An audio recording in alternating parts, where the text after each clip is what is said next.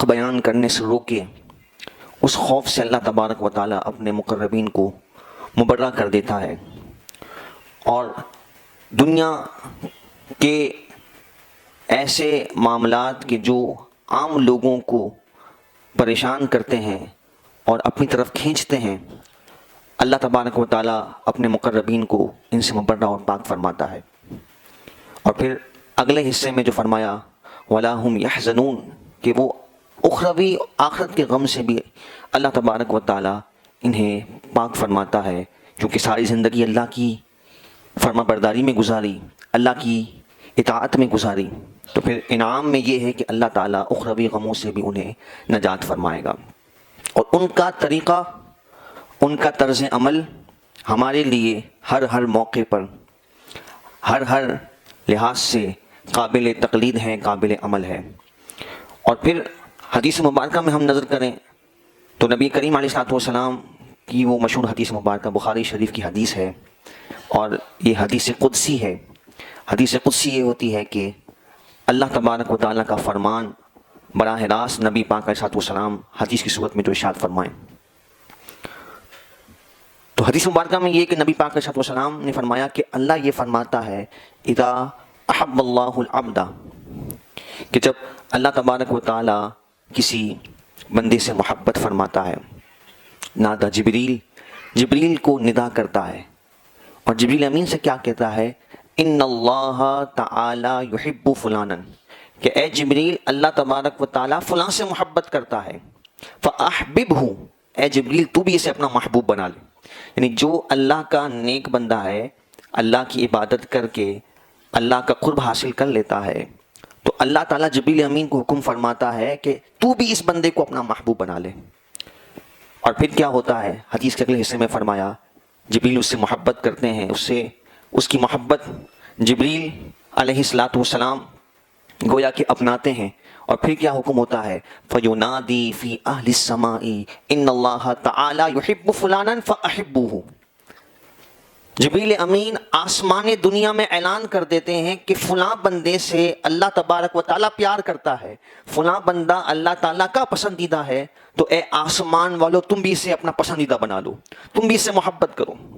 اور پھر کیا ہوتا ہے؟ فَيُودَعُ لَهُ الْقُبُولُ فِي الْأَرْضِ، زمین والوں کے لیے اس کے دل میں قبولیت رکھ دی جاتی ہے، لوگ اس کو ایکسیپٹ کر لیتے ہیں، اللہ تعالیٰ لوگوں کے دلوں میں اس کی محبت کو بسا دیتا ہے۔ اور یہ محبت الہی اس بات کا نتیجہ بن کر سامنے آتی ہے کہ پھر لوگ ان کی اتباع کرتے ہیں، جس طرح شریعت پر عمل کر کے، دین پر استقامت کے ساتھ عمل کر کے انہوں نے اللہ کا قرب پایا، ہم بھی ان کے طرز عمل پر غور کریں، عبادت و ریاضت کا انداز اختیار کرنے کی کوشش کریں۔ ایک بات اس حوالے سے بڑی اہم یاد رکھیے گا کہ اللہ تبارک و تعالیٰ کا جو ولی ہے وہ کوئی جاہل، کوئی لفنگا یا کوئی ایسا شخص نہیں ہو سکتا کہ جو شریعت کا سر عام مذاق اڑاتا ہو، کیونکہ نبی کریم علیہ الصلوۃ والسلام کی حدیث مبارکہ ہے علماء امتی کا انبیاء بنی اسرائیل۔ حضور صلی اللہ علیہ وسلم نے فرمایا کہ میری امت کے علماء، یہاں علماء سے مراد وہ علماء ہیں کہ جو درجہ ولایت پر بھی فائز ہیں، اللہ کے قرب یافتہ لوگ ہیں، تو ان کے بارے میں فرمایا نبی پاک علیہ الصلوۃ والسلام نے کہ وہ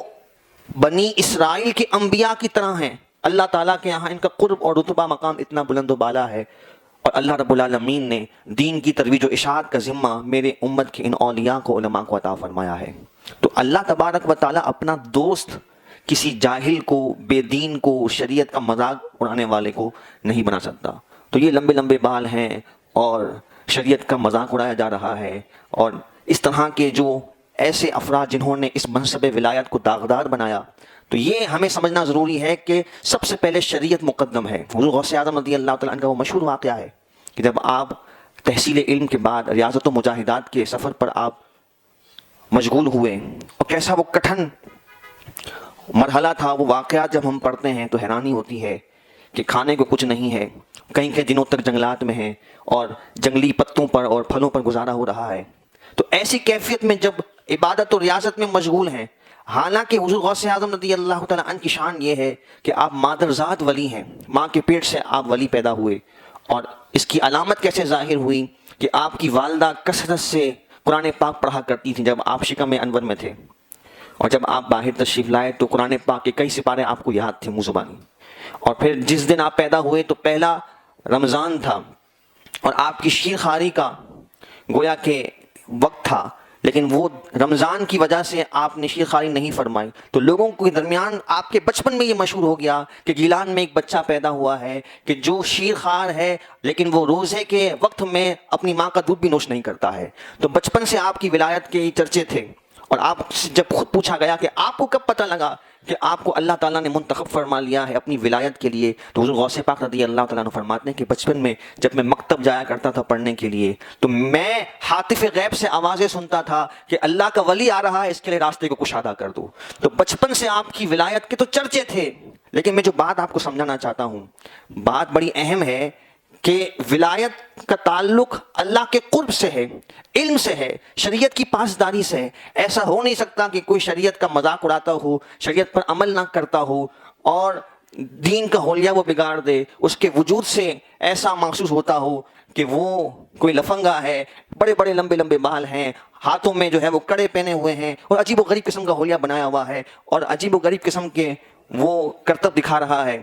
اور لوگ اس کو سمجھ لیں کہ یہ بڑا پہنچا ہوا ہے، بڑا اللہ کا قرب یافتہ ہے۔ نہیں، یہ ولایت کا معیار نہیں ہے۔ ولایت کا معیار سب سے پہلے شریعت ہے، دین ہے، علم ہے، کیونکہ اللہ تعالیٰ کسی جاہل کو اپنا علم عطا نہیں فرماتا، اپنا قرب عطا نہیں فرماتا۔ تو میں عرض یہ کر رہا تھا کہ بچپن سے ولایت کے یہ انداز ہیں، لیکن آپ دیکھیں کہ آپ نے کبھی بھی اللہ کی عبادت کو ترک نہیں کیا، ریاضت و مجاہدات کو ترک نہیں کیا، قرآن پاک کی تلاوت کو ترک نہیں کیا، شریعت کی پاسداری کو ترک نہیں کیا۔ تو آپ اپنی ریاضت و مجاہدات کا ایک واقعہ خود ارشاد فرماتے ہیں کہ جب آپ جنگلات میں ہیں اور وہ ایک مرحلے سے آپ مشقت کے گزر رہے ہیں اور آسمان پر ایک بادل نمودار ہوتا ہے، اور بادل نمودار ہو کر یہ کہتا ہے کہ اے عبد القادر، میں تیرا خدا ہوں اور میں نے تجھے عبادت سے مستغنی کر دیا، اب تجھے عبادت کرنے کی ضرورت نہیں ہے، تو اس درجہ بلندی پر فائز ہو چکا ہے۔ تو حضور غوث اعظم رضی اللہ تعالیٰ عنہ نے لا حول ولا قوت الا باللہ پڑھا اور آپ نے فرمایا تو شیطان ہے یہاں سے دفع ہو جا، اور وہ بادل جو ہے وہ دھواں بن کر ختم ہو جاتا ہے، اور وہ شیطان بدبخت جو ہے وہ جاتے ہوئے کہتا ہے، پھر اس نے ایک اور وار کیا، اس نے کہا کہ اے عبد القادر، تجھے تیرے علم نے بچا لیا۔ تو عبد القادر، شیخ عبد القادر حضور غوث پاک رضی اللہ تعالیٰ عنہ کیا فرماتے ہیں؟ آپ نے فرمایا مجھے میرے علم نے نہیں، میرے اللہ نے بچایا ہے۔ یہ ہے ولایت کی اپروچ۔ دیکھیں آپ کہ عبادت سے کبھی بھی انسان مستغنی نہیں ہو سکتا، کیونکہ اگر عبادت کسی کے لیے معاف ہو سکتی ہوتی تو جناب سعادت مام صلی اللہ تعالیٰ علیہ وآلہ وسلم اللہ کے نبی ہیں، صاحب شریعت ہیں، آپ نے اللہ تبارک و تعالیٰ کی عبادت کو کبھی ترک نہیں فرمایا، بلکہ ہر لمحہ اللہ کے قرب میں آپ اضافہ در اضافہ پاتے چلے گئے۔ تو یہ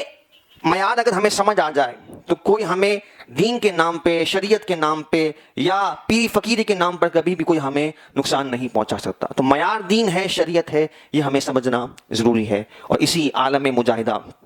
کے احوال میں ایک مرتبہ ایک واقعہ ایسا بھی ہوتا ہے کہ آپ کی والدہ، آپ کے واقعات تو بڑے مشہور بھی ہیں، ہم سنتے بھی رہتے ہیں، لیکن مختصراً اگر میں عرض کروں تو آپ کی والدہ نے آپ کو گیلان سے، جہاں آپ کی جائے ولادت ہے، بغداد معلیٰ پڑھنے کے لیے بھیجا ہے، اور بغداد معلیٰ اس زمانے میں علم کا منبع و مرکز ہے، اور پوری دنیا سے لوگ علوم میں مہارت کے لیے بغداد معلیٰ آتے تھے۔ تو آپ کی والدہ محترمہ نے بھی آپ کو دین کی تعلیم حاصل کرنے کے لیے جب بھیجا تو اس وقت آپ کی والدہ کو آپ نے یہ کلمات کہے تھے کہ اب ہماری ملاقات جو ہے وہ میدان محشر میں ہوگی، اور پھر علم سے محبت، علم سے قربانی، علم کے لیے قربانی دیتے ہوئے آپ جب جاتے ہیں تو آپ کی والدہ نے ایک موقع پر آپ کے لیے چند دینار بھیجے ایک شخص کے لیے، کیونکہ یہ تو سب کے علم میں تھا کہ وہاں پر اسباب کی قلت ہے اور طلبہ بڑی مشقت سے علم دین حاصل کرتے ہیں۔ تو آپ کی والدہ نے کچھ دینار ایک شخص کے ہاتھ بھجوائے اور کہا کہ میرا بیٹا عبد القادر ہے، اس کو یہ دینار دے دینا۔ اب حضور غوث پاک رضی اللہ تعالیٰ عنہ آپ بغداد معلیٰ میں ہیں اور آپ ریاضت و مجاہدات کی اس مشقت سے گزر رہے ہیں، اور اتفاق کی بات ہے کہ ان سالوں میں بغداد میں قحط سالی تھی، اناج کی بہت زیادہ قلت تھی۔ اب یہ شخص جو ہے وہ بغداد پہنچتا ہے آپ کی والدہ کے اس ذمے کو ادا کرنے کے لیے، ویسے ہی وہ اس طرف جانا تھا تو آپ نے اسے یہ رقم عطا فرما دی، سونے کے سکے عطا فرما دی کہ جا کے شیخ عبد القادر کو دے دینا، یعنی عبد القادر میرے بیٹے کو دے دینا۔ اب وہ حضور غوث پاک رضی اللہ تعالیٰ عنہ کو پورے بغداد میں تلاش کر رہا ہے، ملاقات نہیں ہو سکی۔ اب وہ خود بھی مسافر تھا، اس کا زاد راہ ختم ہو جاتا ہے اور وہ خود اب بھوک سے پریشان ہے، بھوک کا ستایا ہوا ہے۔ بالآخر مجبور ہو کر اس نے یہ سوچا کہ اب عبد القادر تو مجھے نہیں مل رہے اور مجھے اب خود سخت بھوک کی حاجت ہے اور شرعی طور پر بھی میں اب مجبور ہو چکا ہوں، تو وہ خود ہی اس درہم و دینار سے کچھ اناج خریدتا ہے، کھانے کا سامان خریدتا ہے اور وہاں ایک جگہ بیٹھ جاتا ہے۔ حضور غوث پاک رضی اللہ تعالیٰ عنہ قرب میں وہیں بیٹھے عبادت میں مشغول ہیں۔ جب عبادت سے فارغ ہوئے تو اس شخص نے بلا لیا کہ اے نوجوان تم بھی شامل ہو جاؤ۔ اب اس کو نہیں پتا کہ یہ عبد القادر ہیں، اور وہ میزبانی کے طور پر کہ ٹھیک ہے یہ طالب علم ہے اور عبادت میں مشغول ہے، اس کو میں کھانے کے لیے مدعو کر لوں۔ حضور غوث پاک رضی اللہ تعالیٰ عنہ تشریف لاتے ہیں اور کھانے میں اس کے ساتھ شامل ہو جاتے ہیں۔ کئی دن کا فاقہ ہے اور نبی پاک علیہ السلام کی سنت مبارکہ بھی ہے کہ جب کوئی مدعو کرے تو منع نہیں کرنا چاہیے۔ حضور غوث پاک رضی اللہ تعالیٰ عنہ تشریف لے آتے ہیں اور دوران تناول بات چل پڑتی ہے اور وہ شخص بتاتا ہے کہ میں ایک نوجوان عبد القادر کو ڈھونڈ رہا ہوں اور اس کی والدہ نے مجھے چند درہم و دینار دیے ہیں اس تک پہنچانے کے لیے، میں نے بڑا ڈھونڈا ہے اور میں اسے تلاش نہیں کر پایا ہوں۔ تو حضور غوث پاک رضی اللہ تعالیٰ عنہ نے جب سنا تو آپ نے فرمایا میں ہی عبد القادر ہوں اور میری والدہ نے ہی تجھے یہ رقم دی ہے۔ وہ شخص بڑا شرمندہ ہوا کہ میں انہی کی رقم سے انہی کا جو ہے وہ گویا کہ میزبانی کر رہا ہوں اور انہی کو میں کھانا پیش کر رہا ہوں۔ تو حضور غوث پاک رضی اللہ تعالیٰ عنہ نے اس کی پشیمانی کو اس طرح دور فرمایا کہ آپ نے وہ کھانا تناول فرما کر بقیہ اسی کو دے دیا اور جو درہم و دینار وہ ساتھ لایا تھا وہ بھی اسے عطا کر دیے، اور آپ ایسے ہی آگے بڑھ جاتے ہیں۔ تو یہ اللہ تبارک و تعالیٰ کی قرب کی علامات ہیں کہ اللہ تبارک و تعالیٰ دنیا سے مستغنی کر دے، عبادت و ریاضت کا ذوق دے دے، علم سے آشنائی دے دے۔ حضور غوث پاک رضی اللہ تعالیٰ عنہ کا علمی مقام کیا ہے کہ جب حضرت محدث جوزی، بہت بڑے محدث بھی ہیں مفسر بھی ہیں، وہ حضور غوث پاک رضی اللہ تعالیٰ عنہ کی مجلس میں آتے ہیں تو حضور غوث پاک رضی اللہ تعالیٰ عنہ کی مجلس کا انداز یہ ہوتا تھا کہ ایک قاری قرآن ایک قرآن کی آیت پڑھتا اور پھر آپ اس کی تفسیر ارشاد فرماتے۔ اب ایک موقع پر محدث ابن جوزی اپنے دوست ابو العباس کے ساتھ وہاں بیٹھے ہیں اور پہلی ملاقات ہے اور وہ یہ جاننا چاہتے ہیں کہ یہ کون شخص ہے کہ جس کا شہرہ اتنا مشہور ہے اور لوگ دور دراز سے اس کے درس میں شامل ہونے کے لیے آتے ہیں۔ تو محدث ابن جوزی رحمۃ اللہ تعالیٰ علیہ جب حضور غوث پاک رضی اللہ تعالیٰ عنہ کی نشست میں آتے ہیں اور قاری قرآن نے آیت پڑھی، حضور غوث پاک رضی اللہ تعالیٰ عنہ اس کی تفسیر ارشاد فرماتے ہیں۔ ایک تفسیر، دو تفسیر، تین تفسیر، چار تفسیر، ہر تفسیر پر ابن جوزی اپنے ساتھ والے کو کونی مارتے ہیں ساتھی کو، یہ بھی مجھے پتا ہے، یہ بھی مجھے پتا ہے، یہ بھی مجھے پتا ہے۔ جب 40 تفاسیر اس آیت کی بیان کر دیں تو اب حضور غوث پاک رضی اللہ تعالیٰ عنہ فرماتے ہیں یہ تو علم قال تھا،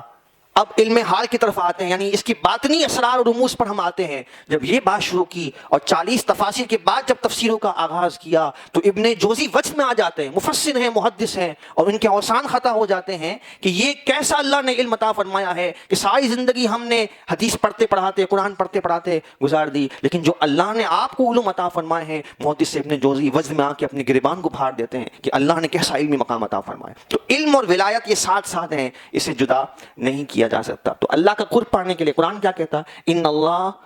کہ اللہ تبارک و تعالیٰ کا خوف اور خشیت کون رکھتا ہے؟ قرآن کہتا ہے کہ اللہ رب العالمین اپنے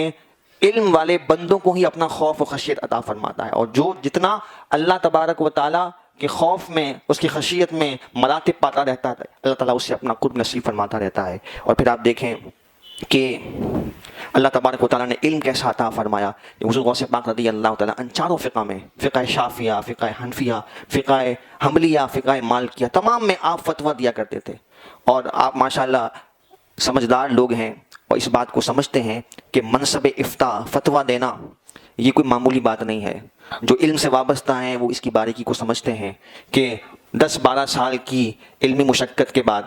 اور پھر کسی ماہر مفتی کی تربیت میں رہ کر، ایک تو وہ ہے نا جو اپنے نام کے ساتھ سے مفتی لگا لے، ٹائٹل لگا لے، لیکن جو واقعتاً منصب افتاء سے وابستہ ہیں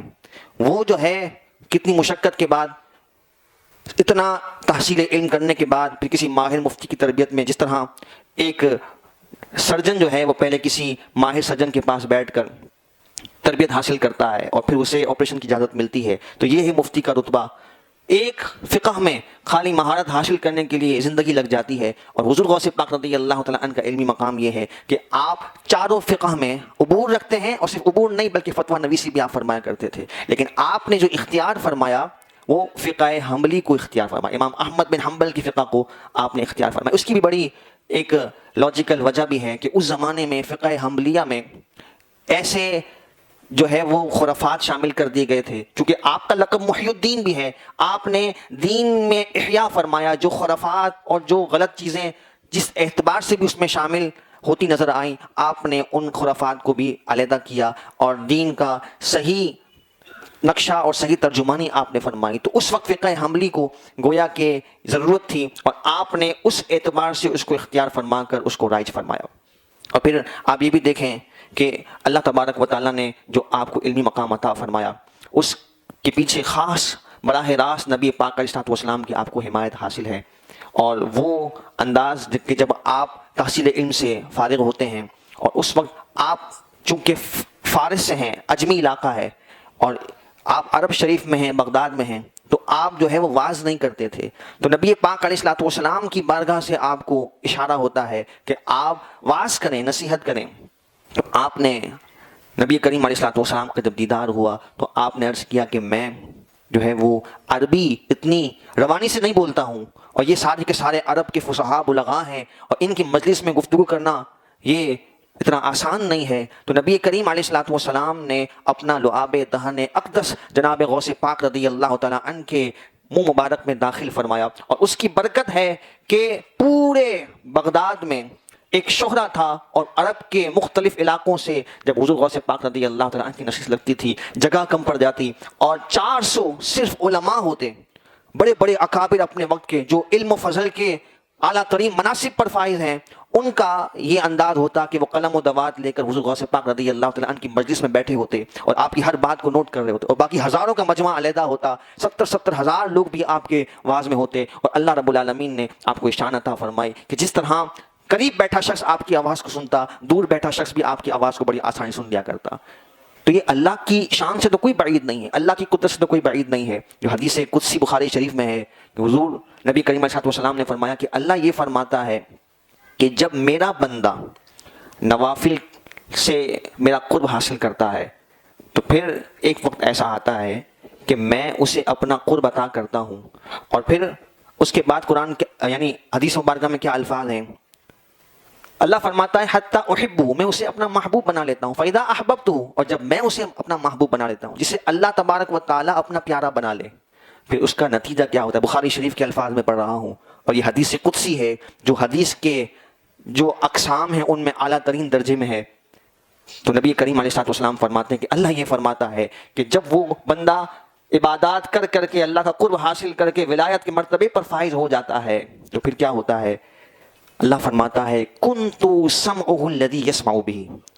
میں اس کے کان بن جاتا ہوں جس سے وہ سنتا ہے، یہ بخاری شریف کے الفاظ ہیں، وبصرہ الذی یبصر بہ، اور میں اس کی بصارت بن جاتا ہوں، آنکھیں بن جاتا ہوں جس سے وہ دیکھتا ہے، ویدہ التی یبطش بہا، اور میں اس کا ہاتھ بن جاتا ہوں جس سے وہ پکڑتا ہے، ورجلہ التی یمشی بہا، اور اس کے پیر بن جاتا ہوں جس سے وہ چلتا ہے۔ اللہ تعالیٰ جسم سے جسمانیت سے پاک ہے۔ یہاں کیا مراد ہے؟ یعنی پھر اللہ تبارک و تعالیٰ اس کے لیے فاصلے ختم کر دیتا ہے، اور اس کے لیے خلاف عادت چیزوں کا اس سے ظاہر ہونا کوئی بعید نہیں ہے، جب اللہ رب العالمین کی خاص تائید و مدد اس کے ساتھ شامل حال ہے، اور جب وہ اللہ کا پسندیدہ ہو گیا ہے تو پھر اللہ تبارک و تعالیٰ اس کی شان و عظمت کو لوگوں پر ظاہر فرماتا ہے اور لوگوں کے دلوں میں اس کی محبت کو پیدا فرماتا ہے۔ آخری بات، وقت ہمارا تقریباً مکمل ہو چکا، یہ بھی حدیث قدسی ہے اور بخاری شریف ہی کی ہے، اور یہ نتیجے کے طور پر میں آخری بات آپ کو عرض کروں کہ نبی پاک علیہ السلام نے فرمایا کہ اللہ تعالیٰ یہ فرماتا ہے من عادی لی ولی، بخاری شریف کے الفاظ ہیں کہ جو میرے کسی ولی سے دشمنی رکھے، اس کے خلاف بکواس کرے، ہرزہ سرائی کرے، اس کی توہین کرے، من عاد، کسی نبی کی بات نہیں ہو رہی، ولی کی بات ہو رہی ہے، نبی کا رتبہ تو اور بلند و بالا ہے، من عادی لی ولین، جو کسی میرے ولی میرے دوست سے دشمنی رکھے، اللہ فرماتا ہے فقط آذنتہ بالحرب، تو میرا اس کے ساتھ اعلان جنگ ہے، اللہ تعالیٰ اس کے ساتھ اعلان جنگ فرماتا ہے۔ آپ کو اگر کسی ولی کی شان و عظمت کے ماننے اور تسلیم کرنے میں کوئی تردد ہو تو اس کا پہلا مرحلہ یہ ہے کہ شریعت مطہرہ کے مطابق ہم دیکھیں گے کہ آیا یہ بات شریعت سے تو نہیں ٹکراتی، سب سے پہلی بات۔ دوسری بات ہم یہ دیکھیں گے کہ یہ جو ان کی شان فضیلت بیان کی جا رہی ہے، اس شان کو عطا کرنے والا اللہ تبارک و تعالیٰ ہے۔ جب اللہ تعالیٰ قدرت عطا کرنے والا ہے تو پھر کوئی بھی اللہ کے برابر نہیں ہو سکتا۔ یہ اللہ رب العزت ہی کی عطا کردہ شان ہے اور رب عز و جل کا اپنے بندے پر انعام و اکرام ہے۔ اور تیسری بات یہ ذہن نشین رکھیے گا کہ اللہ تبارک و تعالیٰ کے ولی کی عظمت و شان جو ہے وہ اللہ رب العالمین کی عطا سے اگر خلاف عادت بھی ہے تو یہ رب العالمین ہی کا عطا کردہ انعام و اکرام ہے۔ یہ چیز جب ہمارے ذہن میں واضح ہو اور ہمیں بالکل اس پر شرح صدر حاصل ہو تو پھر جتنے بھی وسوسے ہیں ہمیں جو ہے وہ اس سے یہ چیز اخذ نہیں کرنی کہ کہیں یہ ہمارے ایمان کی بنیادوں کو متزلزل کرے۔ اور آخری بات اس حوالے سے یہ ہے کہ اگر وہ صحیح طریقے سے صحیح سند سے کوئی بات ثابت ہے تو ہمیں اس کے خلاف اپنی زبان درازی نہیں کرنی، کیونکہ یہ براہ راست ولی کے ساتھ دشمنی ہے۔ ان کے منصب اور ان کی شان کا انکار جو ہے وہ منصب ولایت پر حملہ ہے، اللہ کے ولی سے دشمنی ہے، اور جو اللہ کے ولی سے دشمنی رکھتا ہے، حدیث مبارکہ کا خلاصہ یہی ہے جو حدیث قدسی ہے، من عادی لی ولیا فقط آذنتہ بالحرب، کہ میرا اس کے ساتھ اعلان جنگ ہے۔ تو آپ نے اگر کوئی بات صحیح سند سے ثابت نہیں بھی ہے کسی ولی کے بارے میں، آپ تسلیم نہ کریں، کوئی بات نہیں، لیکن اگر آپ نے اس کے خلاف بکواس کی، ہرزہ سرائی کی، اور وہ بات عند اللہ جو ہے وہ ثابت شدہ ہے، تو ہماری بے ادبی کی وجہ سے، ہماری توہین کی وجہ سے ہم اللہ رب العالمین کے عقاب پر شکار ہو سکتے ہیں۔ تو ہمیں اپنی زبانوں کو بہت زیادہ محتاط کرنے کی ضرورت ہے۔ آج کل فیشن چل پڑا ہے کہ حضرات اولیاء عظام کے متعلق مذاق اڑانا، ان کی بے وقتی کرنا اور ان پر حملے کرنا، ان کی ہرزہ سرائی کرنا، طعن و تشنیع کرنا، تو یہ انداز ہمیں نہیں اپنانا۔ اگر کوئی بات شریعت کے خلاف اس کو ہم نہیں مانیں گے، اگر کوئی بات صحیح سند سے ثابت نہیں ہے اس کو ہم یہ ضرور کہہ سکتے ہیں کہ ہمیں اس کی سند درکار ہے، لیکن حضرات اولیاء کے بارے میں کوئی اگر آپ نے نازیبہ بات کی تو یہ اللہ تعالیٰ کی براہ راست ناراضگی مول لینے کے مترادف ہے۔ اور فرمایا فقط آذنتہ بالحرب، میرا اس کے ساتھ اعلان جنگ ہے۔ اور محدثین نے اس حدیث کے تحت فرمایا کہ اعلان جنگ کا معنی یہ ہے کہ پھر اللہ تبارک تعالیٰ اسے ایمان کی دولت سے ہی محروم کر دیتا ہے۔ وآخر دعوانا الحمدللہ رب العالمین۔